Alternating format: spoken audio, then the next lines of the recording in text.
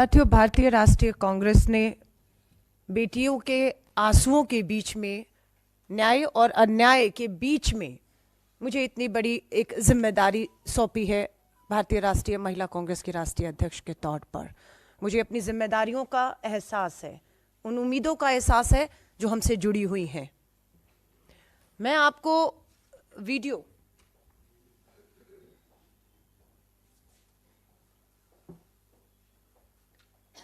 ये वीडियो 15 अगस्त 2022 का है, जब देश के प्रधानमंत्री लाल किले की प्राचीर, उस लाल किले की प्राचीर जिसे बेटी बचाओ का नारा दिया था, उसी लाल किले की प्राचीर से 15 अगस्त 2022 को आजादी का अमृत महोत्सव मनाने का नारा दे रहे थे।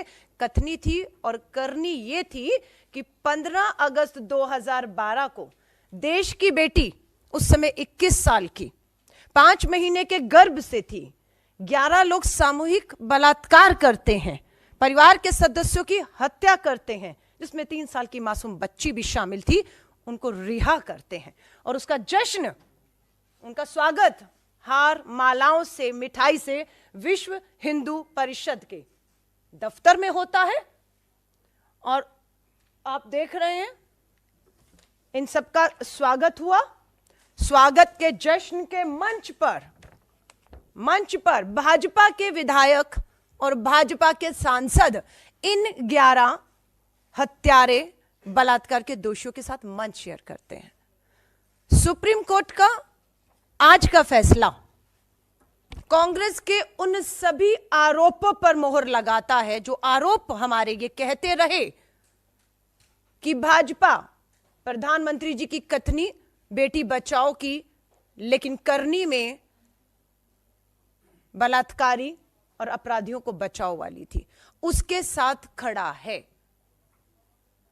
सुप्रीम कोर्ट के आज के फैसले ने, मैं आपको यकीन दिला रही हूं, महिला हूं, देश की करोड़ों बेटियां जो न्याय की उम्मीद में अदालतों में उनके पिता और भाई के साथ लगातार चक्कर काट रहे हैं, उनकी उम्मीदों को जिंदा रखने का काम सुप्रीम कोर्ट के आज के फैसले ने किया है। बताया आपको, गोधरा के विधायक को ये संस्कारी बलात्कारी लग रहे थे, उनके लिए संस्कारी शब्द का इस्तेमाल किया जाता है। अब बात यह है कि जब आजादी का अमृत महोत्सव, एक तरफ नारा, दूसरी तरफ बलात्कारियों की रिहाई और उसके बाद में उसका जश्न, हम सिर्फ एक ही मांग करते हैं देश के प्रधानमंत्री और भाजपा को, सुप्रीम कोर्ट के इस फैसले के बाद देश की बेटियों से, करोड़ों बेटियों से देश से माफी मांगनी चाहिए। आप पूरी तरह बेनकाब हो चुके हैं। सुप्रीम कोर्ट अगर आदेश ना देता तो ब्रजभूषण शरण के खिलाफ एफआईआर करने की किसी की हिम्मत नहीं थी। वो हिम्मत आज भी नहीं दिखाई दे रही है कि उसकी गिरफ्तारी से दिल्ली पुलिस अभी भी घबरा रही है। भारत जोड़ो न्याय यात्रा, लोग पूछ रहे थे क्या जरूरत है? उस मणिपुर से ये भारत जोड़ो न्याय यात्रा शुरू हो रही है, जिस मणिपुर में थाने के से आदिवासी बेटियों को खींचकर बाहर लाकर सामूहिक बलात्कार किया जाता है। ये यात्रा वहां से शुरू हो रही है। ये यात्रा हरियाणा से होते हुए पूर्व से पश्चिम के गुजरात तक, देश की बेटी बिल्किस बानो हो, साक्षी मलिक हो, या मणिपुर की आदिवासी बेटियां हो, या ये भाजपा के ये सारे विधायक हैं, ये सांसद हैं, ये पूर्व केंद्रीय मंत्री हैं, सब पे नाबालिग बेटियों के बलात्कार के गंभीर आरोप हैं। हाल ही में जो रामदुलार गौर एमएलए पर हुआ, 2014 का मामला है। 2024 में फैसला आता है कि भाजपा के विधायक नाबालिग बेटी के बलात्कार के दोषी, 10 साल लग गए प्रधानमंत्री जी 2014 से 24 में साबित करते ही। और आपका तो ये कहना था नाबालिग बेटी के बलात्कारियों को पोक्सो कानून में फांसी होनी चाहिए। अभी तक ये सभी के सभी भाजपा के सम्मानित संस्कारी सदस्य हैं, पार्टी से बाहर नहीं किए गए। आज भी, अभी भी जब मैं आपसे बात कर रही हूं। सो भारतीय राष्ट्रीय कांग्रेस, मुझे नहीं मालूम, अभिषेक सर मुझसे ज्यादा बेहतर जानते हैं, मैं सिर्फ एक शक है कि सत्ता, संख्या, ताकत के दम पर केंद्र की भाजपा सरकार ने सुप्रीम कोर्ट के फैसलों को अध्यादेश के मामले से पार्लियामेंट में पलटने का काम किया है।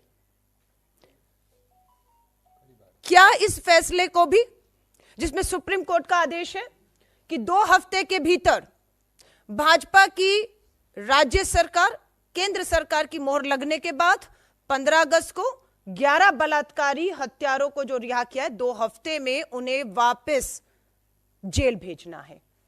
क्या इन 2 हफ्तों में ये 11 बलात्कारी हत्यारे जेल जाएंगे सुप्रीम कोर्ट के आदेश के अनुसार, या फिर हम सत्ता और संख्या के दम पर सुप्रीम कोर्ट के इस फैसले को पलटते हुए बलात्कारी और इन 11 हत्यारों को यूं ही आजाद घूमते हुए देखेंगे?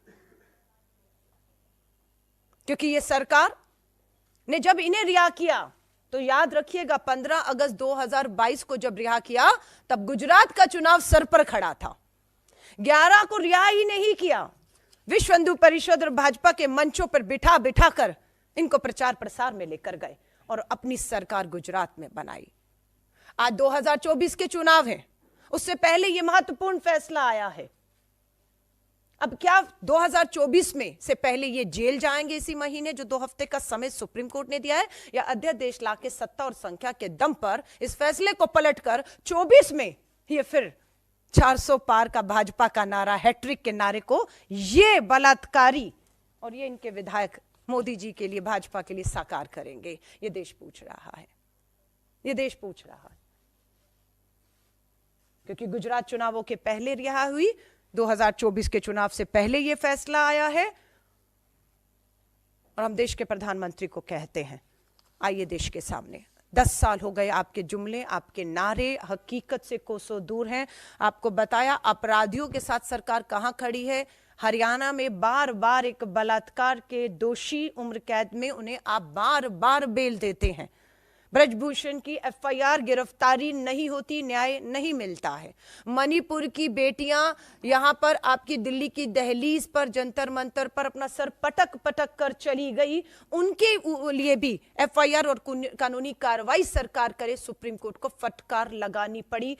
तब हरकत में आई केंद्र की और मणिपुर की सरकार, और आज भी केंद्र और गुजरात में भाजपा की सरकार और सुप्रीम कोर्ट का यह फैसला पूरी तरह से भाजपा को बेनकाब करता है।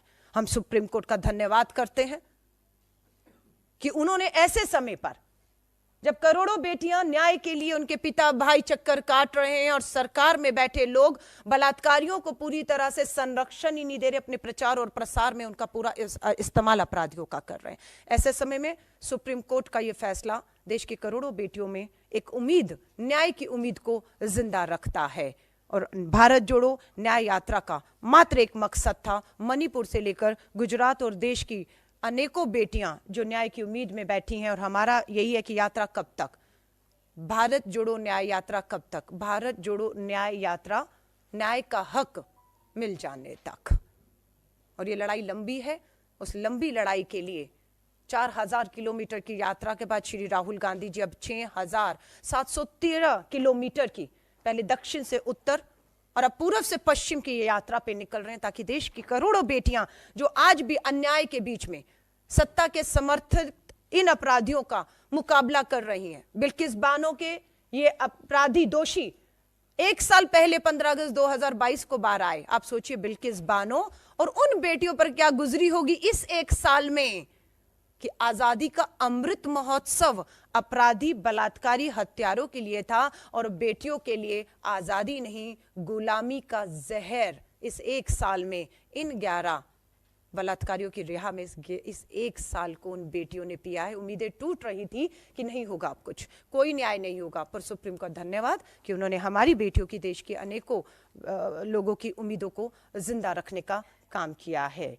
और हम पूरी वचनबद्धता के साथ इस लड़ाई को मजबूती के साथ कानूनी तौर से कहें, हर तरीके से कहें, सामाजिक और राजनीतिक तौर से लड़ने के लिए भारतीय राष्ट्रीय कांग्रेस पूरी तरह मुस्तैदी से तैयार है।